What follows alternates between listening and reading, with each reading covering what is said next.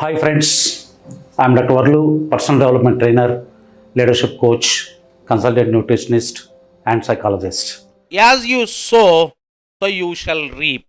You can't harvest money without planting the seeds that grow money. The seed of money is service. Put service first, and money takes care of itself. Always give people more than they expect to get. Each little extra something you do for others is a money seed. Plant service and harvest money. Go extra mile. These days, many people don't do what they are supposed to do. If you do what you are supposed to do and a little extra, then there will be no competition for you. I know a hairdresser who started a hair cutting salon in Hyderabad. He is from my hometown. He is a very stingy fellow, but he does his job well. In a hot summer, I went to his salon to have a haircut. He sprinkled a little water on my left cheek and spread it to the entire face with a towel. I felt very uncomfortable. He had a room attached to his salon for massage. He had an employee to do massage work. He is not getting much business. He is not making money even to pay his salary. 9 months back, my hairdresser friend came to me and said, Warlu, I'm not doing well in my business. I want to go back to our hometown. Then I said, bloody fellow, you are so lucky to have run the saloon to such a long time. You should have closed it long back. What a horrible service you provide with your customers. You never got repeat business. It is not a surprise for me. Then he asked me for my advice. I told him not to be miserly. Sprinkle as much water as is needed and clean the face with paper soap. Use a fresh towel for everyone. Don't charge anyone for nail cutting. Do it free of cost. Your massage fellow is sitting idle. Ask him to do a 5-minute massage for every customer free of cost. If he does well, people will ask for his service. Play some soft music. The person who comes to the salon should feel like sitting for more time. Then he may go for facial or head massage or body massage. The environment should be soothing and relaxing. If it is summer, keep some ice cubes in the sprinkler and sprinkle cool water. The customer will feel more relaxed. If it is winter, keep some hot water in the sprinkler and sprinkle hot water. Treat every customer as the most important person. Then he followed my advice, and within a year, he started 2 more salons in the city. Your going extra mile is planting money seeds, and you will get the repeat business. In the outskirts of Hyderabad, there is a petrol filling station. The owner of the filling station attended one of my workshops. He told me, Warlu, we are not doing well. Can you give me some tips? I told him, your filling station is in the outskirts. People from the city won't come to you whatever quality you maintain. People who go along the highway will come to you. These days, many cars and vans are owner driven. The owner drivers clean the cars at home, but they do not clean them out when they leave home. When these people come to your station, keep a boy and ask him to clean the windscreen. Then the visibility will increase on the highway. Provide them some tea or coffee while the vehicle is cleaned. Do it for not only the owner driven vehicles, for taxis and truck drivers also. They feel they too important persons. Their self-esteem will increase. If you make anyone feel they are wanted, loved and cared, they can do anything for you. They will tell their friends and acquaintances about your service.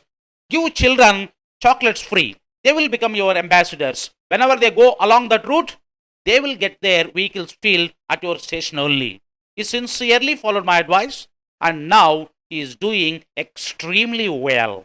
When we go extra mile, there will not be any competition for our service. Our services will always be wanted. By giving excellent service, we can enrich others. When we enrich others, we will become rich. Paradigm number 7. People are the biggest asset to you. People are the biggest asset to any individual or organization, not capital or equipment. That's why once the richest man on this planet Earth, John Rockefeller said, I will pay more for the ability to deal with people rather than any other ability under the sun. Treat your employees or colleagues or subordinates or workers as your partners, not as tools. The most successful organizations in the world have people-oriented philosophy. The management and the employees act as members of the same family. Your success depends on the support of other people. Think right towards people and they will like and support you. Maintain good human relations. Whether you are good to others, you are best to yourself. Your goodness towards people is always a deposit in the bank. It will grow with compound interest. If you give in grams, you will get back in tons. Paradigm number 8. Nothing happens by itself in this world. This world runs based on one single principle, that is cause and effect. For every effect or result, there is a corresponding cause. Our aeroplanes fly, our buses run, our cars run, and even our watches run based on this principle. Nothing is accidental in this world. What we call an accident also doesn't occur by itself because of some human error or mechanical failure, or sometimes the combination of both accidents occur. It's Newton's third law. Where there is an action, there will be opposite equal reaction. In a day, there are 24 hours. Everyone works for 8 hours and sleeps for 8 hours and have 8 hours leisure. Working for 8 hours is for survival. From a Mozart to a Mason, everyone works for 8 hours. Working 8 hours will not make you become a big success. All successful people work more than 8 hours. You have to take 2 hours from sleep and 2 hours from leisure, then you can get 12 hours to work a day. Accept responsibility for your life. You are the captain of your soul and master of your destiny. Only you can change the quality of your life when you are working. Imagine people whom you love and respect more are watching you do your work. Then you will pay more attention to the way you are working. When you observe yourself doing any work, you become more conscious and aware of that work so that you will do it better. There are people who always work and don't think. And there are some people who always think but don't do anything. Both are dangerous and useless acts. Your ability to think is your most precious resource. You are where you are and what you are because of yourself only. Success doesn't care who succeeds or who fails. If you do what other winners do, you will get the same results. Take responsibility for your life and work hard. There is no substitute for hard work. But your hard work should be in a smart way. Paradigm number 9. Persistence and flexibility are the fundamental keys to success. In a hot summer, a cyclist was going along a road. He was thirsty. He was looking for water. After a while, he sees a borewell. He stops there and started pumping the borewell. He gave 10 strokes, but he didn't get water. He lost his interest and went off sadly. Along the same road, another cyclist was coming. He too was thirsty because it was hot summer. He saw the borewell, stopped there, and started pumping the borewell. He gave 4 strokes, got water, satisfied his thirst, and went off very happily. What happened here? The water was very deep. If the first cyclist gave 10 strokes, it came up into the pump. If he had given 5 more strokes, the water would have come into his hands. But he did not show persistence. Only when the game is played till the end, the results, who has won and who has lost, can be decided. Many people show initial enthusiasm, and after a period of time, they gradually lose interest in what they are doing and give up. Repeatedly, they do the same mistake and they feel they are unlucky. Keeping these people in mind, Einstein said, people don't know how close they are to their destinations when they give up. Have you ever watched a stonecutter hammering away at his rock? He hammers away at his rock 100 times without as much as a crack showing in it. At the 101 blow, it will split into 2. You know, it was not that blow that did it, but all that had gone before. Persistence is the fundamental key to success. Mind you, when you are persisting for your goals, you should be fully aware of the results that you are getting. If you find what you are doing is not giving you the desired results, you should change your strategy. Because if you always do what you have always done, you will always get what you have always got. If you want to have different results, you should do something different. For example, you have to open the lock of a door. There are several keys. You took one key, put it in the lock, and turned it. The lock did not open. Then what should you do? You should try with another key. But what most people do is they try with the same key until the key is broken. When you don't reach your destination, what you have to change is the route, not the destination. Persistence is playing the game till the end. Flexibility is changing strategies in playing the same game to get the desired results. Persistence and flexibility guarantee your success. Don't be afraid of growing slowly. Be afraid only of standing still. Continuous effort with proper planning will make you successful. There are no shortcuts to success. Each brick should be laid properly. You need patience. No one can become an overnight success. Once someone said, I'm an overnight success, but it took me 20 years. Nobody knows I was working when everybody else was in sleep.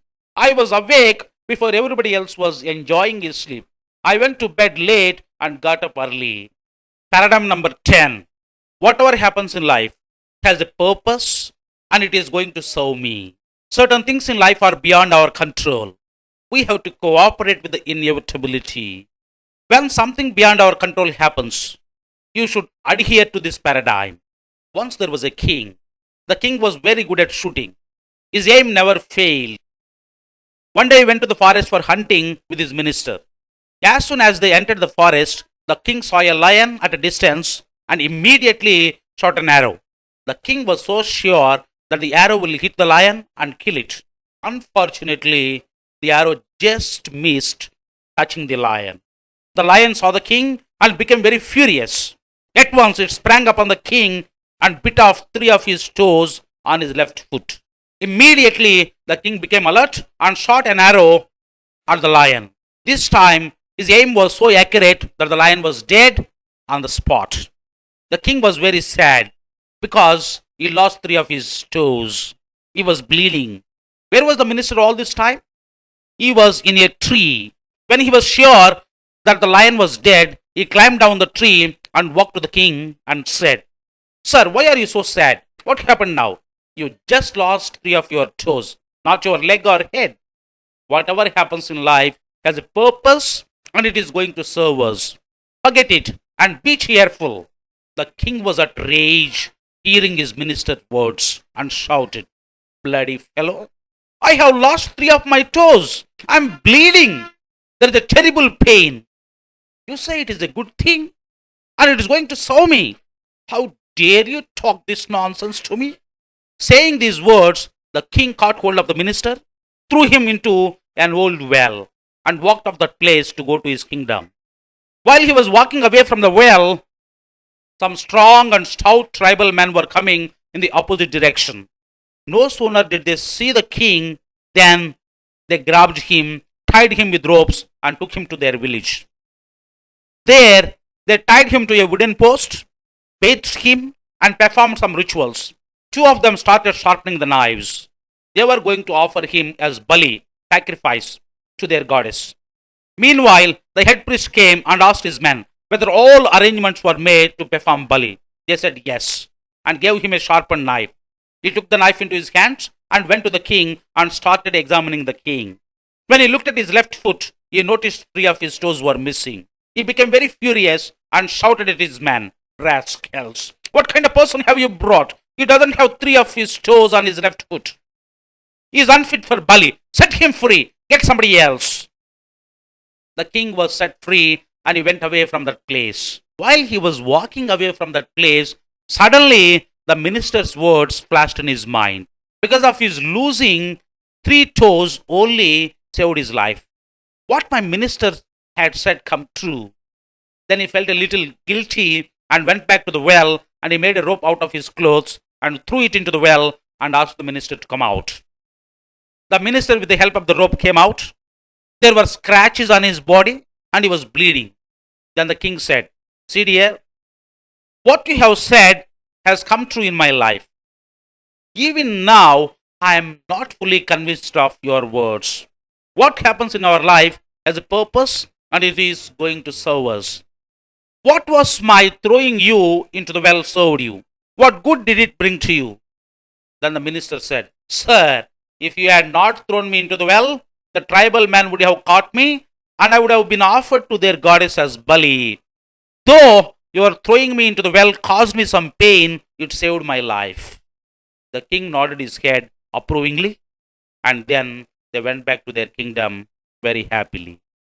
Whether it is true or not, if you have this paradigm, your bouncing back ability will increase. Past is a history. You cannot change it.